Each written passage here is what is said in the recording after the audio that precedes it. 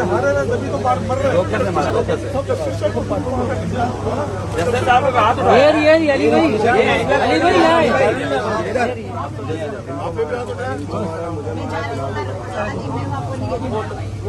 उसको निकाले पोलेंगे नहीं तो मैं बैठूंगी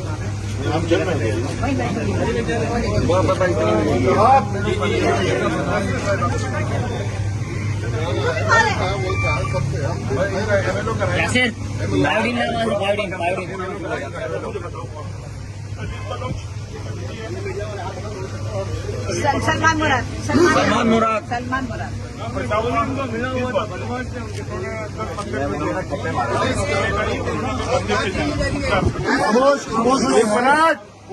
एक मिनट मैं जस्टिस रैना के साथ अंदर गया। प्रिसाइडिंग ऑफिसर ने जस्टिस साहब के साथ बदतमीजी की। उन्होंने कहा जाओ ये वो सिर्फ बाहर आए लोग थे उधर वो इलेक्शन में होता है वो रहा। मैं सब लोगों को बाहर लेके साइड में जा रहा था। इसमें सलीम बलोच आया। मैं सलीम बलोच से मिलने गया। फिर अस्सलाम वालेकुम सलीम भाई, खैरियत सब निपटा देते हैं।